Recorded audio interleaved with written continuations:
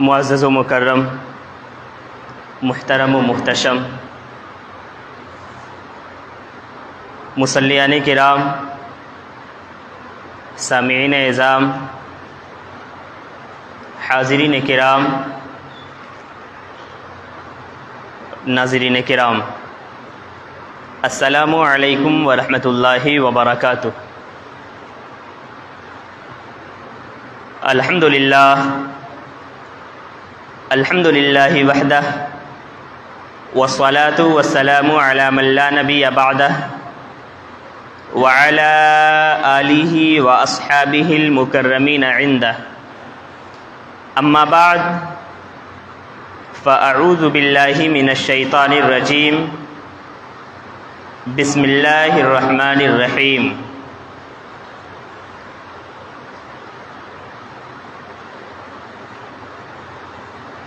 وَلَا تَقُولُوا لِمَن يُقْتَلُ فِي سَبِيلِ اللَّهِ أَمْوَاتٌ بَلْ أَحْيَاءٌ وَلَكِن لَّا تَشْعُرُونَ۔ آمنت باللہ صدق اللہ مولانا العظیم وبلغنا رسولہ النبی الامین المکین المعین المبین المتین الکریم، ونحن على ذلك لمن الشاہدین والشاکرین، والحمد للہ رب العالمین۔ محترم سامعین کرام، آئیے کچھ عرض و معروض سے پیشتر، کچھ گفت و شنید سے قبل، کچھ سننے اور سنانے سے پہلے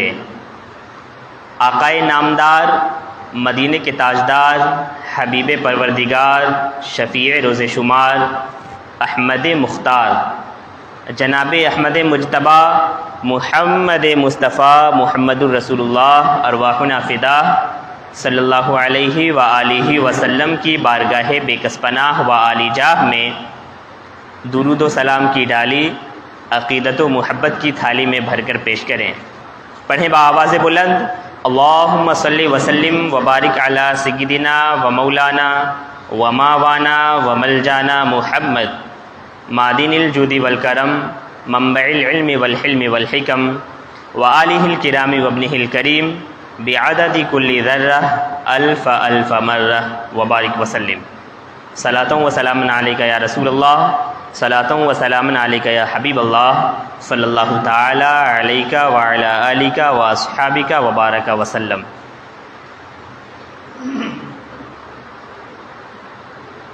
محترم مصلیان کرام،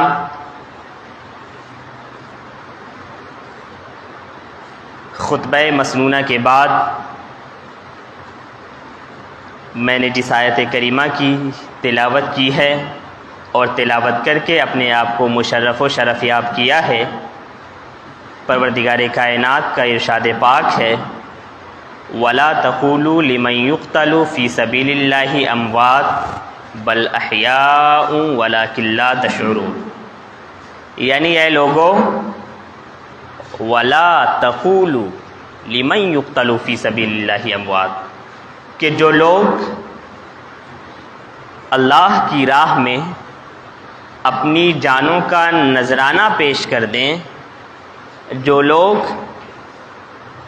اللہ کے راستے میں اپنی جان قربان کر دیں، جو لوگ اللہ کے راستے میں شہید ہو جائیں، انہیں مردہ مت کہو، انہیں مردہ مت کہو۔ اللہ تبارک و تعالی کا فرمان ہے، انہیں مردہ مت کہو، بل احیاء ولکن لا تشعرون، بلکہ وہ زندہ ہیں، بلکہ وہ زندہ ہیں، ولکن لا یشعرون، بل احیاء، بلکہ وہ زندہ ہیں لیکن تم ان کی زندگی کو سمجھ نہیں سکتے، تمہیں ان کی زندگی کا شعور نہیں۔ اور حضرات محترم، اس آیت مبارکہ میں اللہ تبارک و تعالی نے یہ کہا کہ جو لوگ اپنی جانوں کا نذرانہ اللہ کی راہ میں پیش کر دیتے ہیں، جو لوگ اللہ کے راستے میں اپنی جانیں قربان کر دیتے ہیں، جو لوگ اللہ کی راہ میں اپنی جان نچھاور کر دیتے ہیں، انہیں مردہ مت کہو۔ انہیں مردہ کہنے سے اللہ تبارک و تعالیٰ نے روک دیا، نہیں، ہرگز نہیں، وہ مردہ نہیں ہیں، بلکہ انہوں نے اللہ کی راہ میں اپنی زندگی دے کر حیات ابدی لے لی ہے، ہمیشہ کی زندگی لے لی ہے۔ وہ ایک پل کے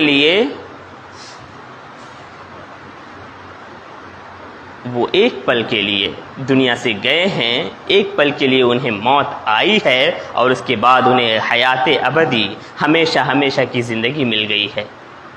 اس آیت کریمہ میں اللہ تبارک و تعالیٰ نے یہ کہا بل احیاء ولکن لا تشعرون، بلکہ وہ زندہ ہیں لیکن تم ان کی زندگی کو سمجھ نہیں سکتے، تمہیں اس کا شعور نہیں، ولکن لا تشعرون، تم احساس نہیں کر سکتے، تمہیں اس بات کا احساس نہیں ہوگا، تمہیں شعور نہیں کہ وہ کیسے زندہ ہیں۔ اس میں تو اللہ تبارک و تعالیٰ نے یہ کہا لا تقولوا، انہیں مردہ مت کہو۔ اور ایک اور آیت کریمہ ہے، یہ تو دوسرے پارے کی آیت تھی، اس کے بعد چوتھے پارے کی آیت میں اللہ تبارک و تعالیٰ نے اس سے آگے بڑھ کر یہاں تک فرما دیا وَلَا تَحْسَبَنَّ الَّذِينَ قُتِلُوا فِي سَبِيلِ اللَّهِ أَمْوَاتًا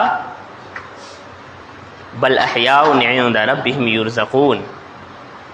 کہ اللہ کی راہ میں جو لوگ اپنی جانوں کا نذرانہ پیش کر دیں، جو لوگ اللہ کی راہ میں شہید ہو جائیں، ان لوگوں کو مردہ گمان بھی مت کرو، مردہ ہرگز انہیں مردہ گمان بھی مت کرو، انہیں مردہ سوچو بھی مت۔ پہلی آیت میں تو اللہ تبارک و تعالیٰ نے انہیں مردہ کہنے سے روک دیا، دوسری آیت میں آگے بڑھ کر اللہ تبارک و تعالیٰ نے یہاں تک فرمایا کہ انہیں مردہ کہنا تو دور کی بات، انہیں مردہ سوچنا بھی مت، انہیں مردہ گمان بھی مت کر لینا، کیونکہ ان لوگوں نے اپنی جانوں کا نذرانہ اللہ کی راہ میں پیش کر دیا ہے، کیونکہ ان لوگوں نے اپنی جانیں اللہ کی راہ میں قربان کر دی ہیں، کیونکہ ان لوگوں نے اپنی جانیں اللہ کی راہ میں نچھاور کر دی ہیں، اس لیے وہ مردہ ہرگز نہیں۔ وَلَا تَحْسَبَنَّ الَّذِينَ قُتِلُوا فِي سَبِيلِ اللَّهِ أَمْوَاتًا، کہ جو لوگ اللہ کی راہ میں اپنی جانیں قربان کر دیں، انہیں مردہ ہرگز گمان بھی مت کرو، ہرگز انہیں مردہ گمان مت کرو، انہیں مردہ سوچو بھی مت۔ بل احیاء عند ربہم یرزقون، بلکہ وہ زندہ ہیں اور انہیں اللہ تبارک و تعالیٰ کے پاس سے روزی دی جاتی ہے۔ حضرات محترم، یہ ہے مقام، یہ ہے مرتبہ شہیدوں کا، اللہ کی راہ میں اپنی جانیں قربان کرنے والوں کا، اللہ کی راہ میں اپنی جانوں کا نذرانہ پیش کرنے والوں کا، اللہ کی راہ میں اپنی جان نچھاور کر دینے والوں کا، یہ ہے مقام و مرتبہ، یہ ہے شان و شوکت، یہ ہے عزت و عظمت، یہ ہے جاہ و حشمت۔ حضرات محترم، یہ بلند پایا مقام کس کا ہے؟ اللہ کے راستے میں، اللہ کی راہ میں اپنی جانیں قربان کر دینے والوں کا ہے۔ حضرات محترم، آج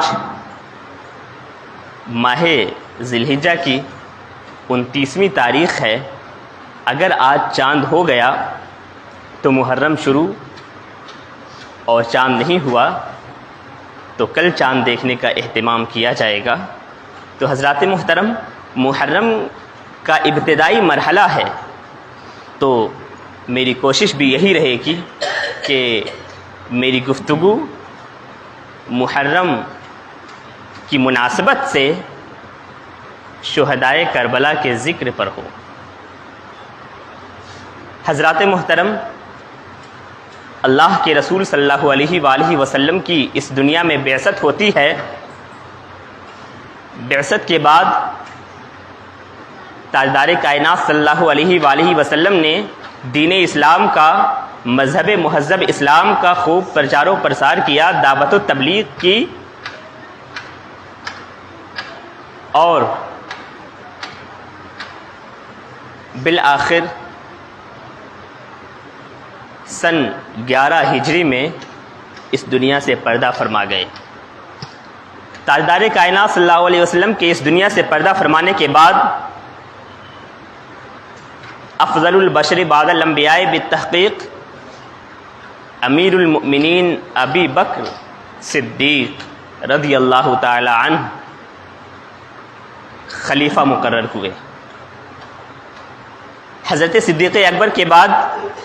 حضرت عمر فاروق رضی اللہ تعالی عنہ خلیفہ ہوئے، یہ خلیفہ ثانی ہوئے۔ حضرت عمر رضی اللہ تعالی عنہ کے بعد حضرت عثمان غنی رضی اللہ تعالی عنہ خلیفہ مقرر ہوئے۔ حضرت عثمان غنی رضی اللہ تعالی عنہ کے زمانے میں بہت سارے فتنے آ گئے، بالآخر حضرت عمر رضی اللہ تعالی عنہ کے بعد حضرت عثمان غنی رضی اللہ تعالی عنہ کو بھی بلوائیوں نے شہید کر دیا۔ حضرت عثمان غنی رضی اللہ تعالی عنہ کے بعد مولائے کائنات مولا علی المرتضیٰ کرم اللہ وجہہ الکریم کی خلافت کا دور آتا ہے۔ ان کی خلافت کے زمانے میں بھی فتنے کم نہیں تھے، چاروں طرف فتنوں کا دور تھا۔ ادھر حضرت عثمان غنی رضی اللہ تعالی عنہ کے قصاص لینے والوں کا بھی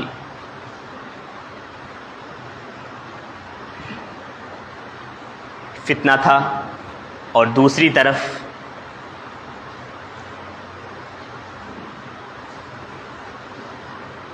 حضرت علی رضی اللہ تعالی عنہ کے دور خلافت میں ہی جنگ جمل ہوئی، جنگ جمل کے بعد پھر جنگ صفین ہوئی، اور جنگ صفین کے بعد حضرت مولائے کائنات مولا علی المرتضیٰ رضی اللہ تعالی عنہ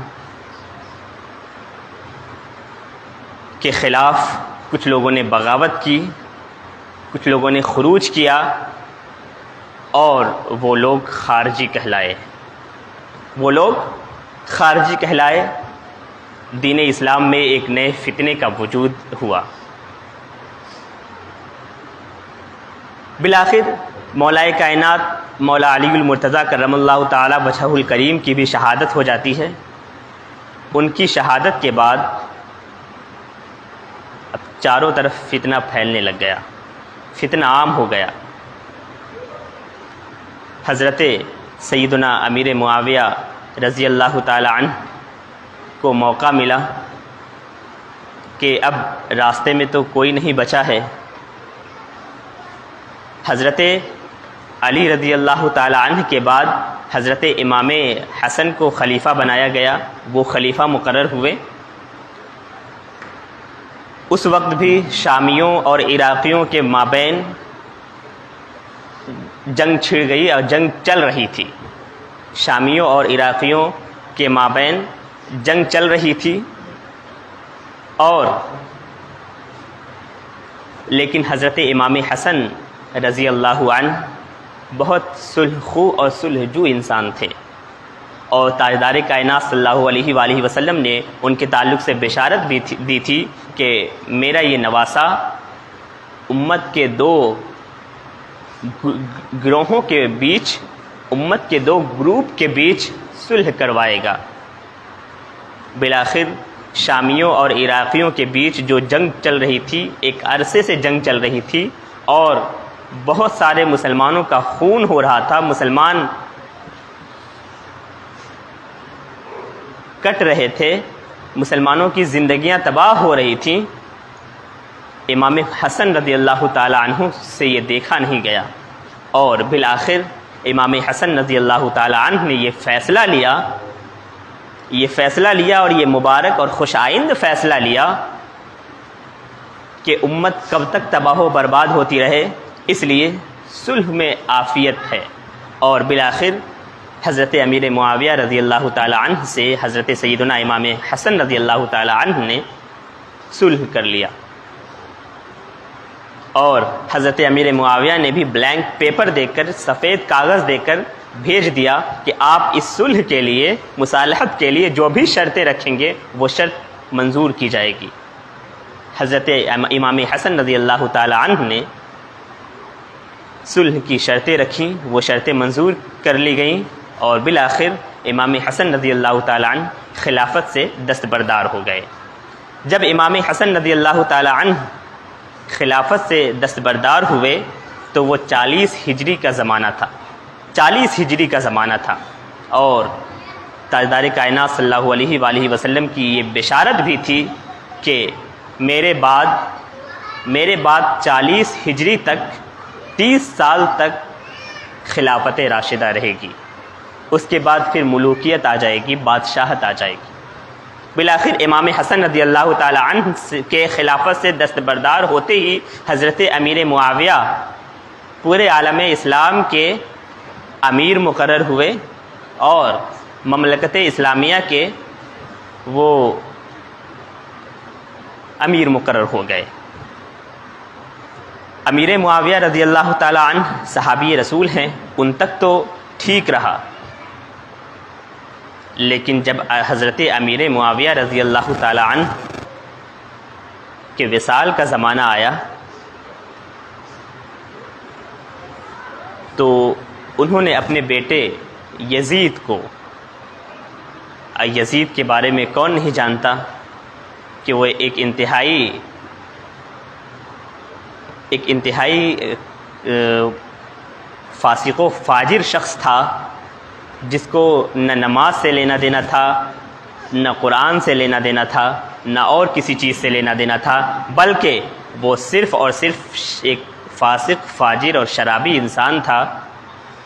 پھر بھی حضرت امیر معاویہ رضی اللہ تعالی عنہ نے یہ وصیت کی کہ میرے بعد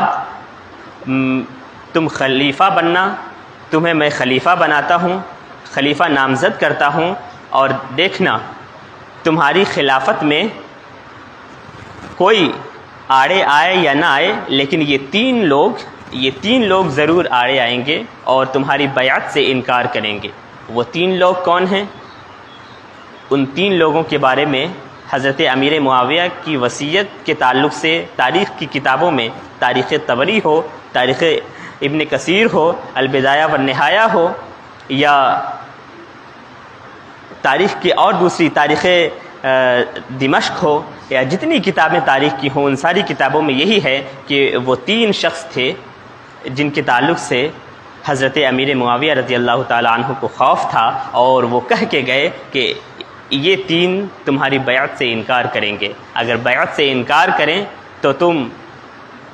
بیعت سے انکار کرنے پہ ان کے ساتھ کوئی غلط معاملہ نہ کرنا۔ حضرت امیر معاویہ کی یہ وصیت تھی کہ اگر وہ بیعت سے انکار کریں تو انہیں کچھ مت کہنا، اس لیے کہ وہ معزز شخصیات ہیں۔ وہ کون تھے؟ حضرت سیدنا امام حسین ابن علی تھے، حضرت سیدنا عبداللہ ابن عمر تھے، اور حضرت سیدنا عبداللہ ابن زبیر تھے۔ یہ تینوں عالم اسلام کی معزز ہستیاں تھیں۔ ان تینوں کے تعلق سے حضرت امیر معاویہ رضی اللہ تعالی عنہ نے یہ وصیت کی تھی کہ یہ تینوں اگر تمہاری بیعت سے انکار کریں تو انہیں کچھ مت کہنا بلکہ اپنا کام کرنا۔ لیکن جیسے ہی حضرت سیدنا امیر معاویہ رضی اللہ تعالی عنہ کا وصال ہوتا ہے، وصال ہوتے ہی یزید تخت پر بیٹھتا ہے، اور جب یزید تخت پر بیٹھتا ہے تو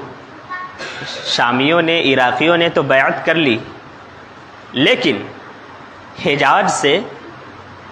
سے ان تینوں اشخاص نے بیعت سے انکار کر دیا۔ لہٰذا مدینہ کے گورنر کو یزید نے خط لکھا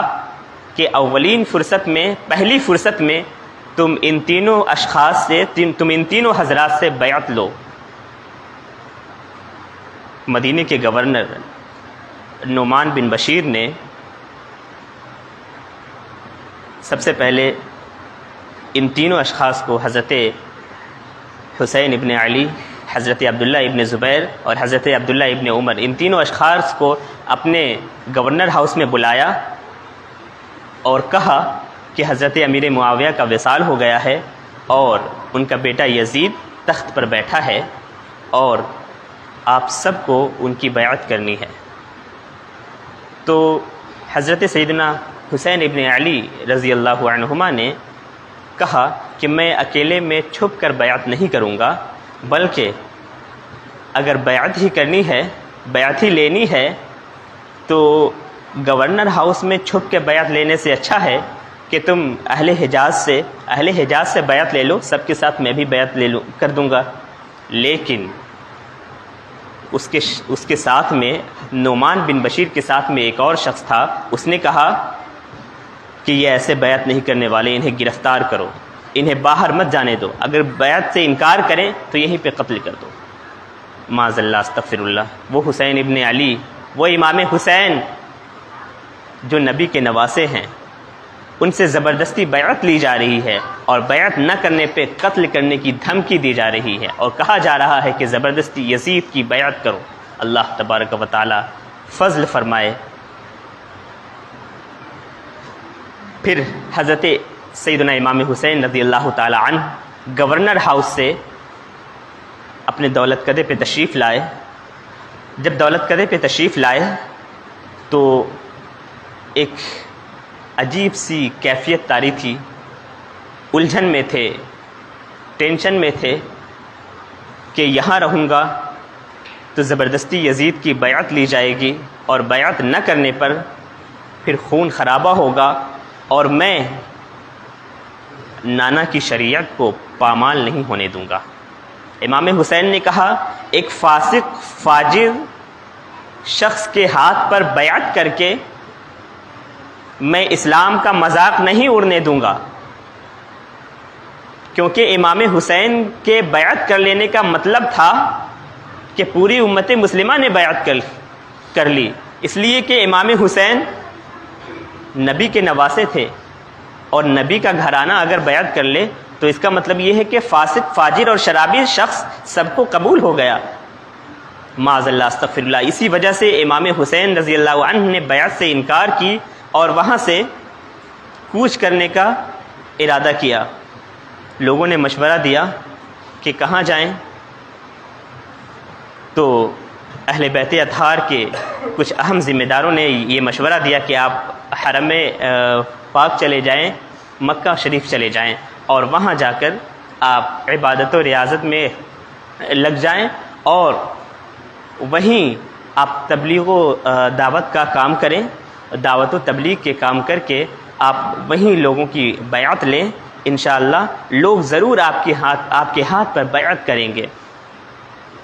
یہ فیصلہ صحیح تھا، اس وجہ سے امام حسین رضی اللہ تعالی عنہ نے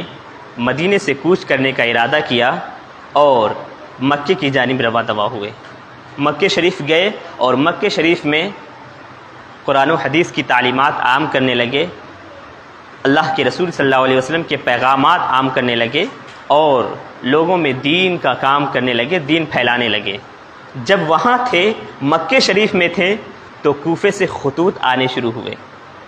اہل کوفہ کے خطوط آنے لگے کہ امام حسین یزید ہم سے زبردستی بیعت لے رہا ہے اور ہم فاسق و فاجر کے ہاتھ پر بیعت نہیں کر سکتے، آپ آئیں اور ہم آپ کا تہ دل سے استقبال کریں گے اور ہم آپ کا ساتھ دیں گے اور ہم آپ کے ہاتھوں پر بیعت کریں گے، ہم آپ کے ہاتھوں پر بیعت کریں گے، آپ آئیں۔ بہت سارے خطوط آ گئے، بہت سارے خطوط جب آئے تو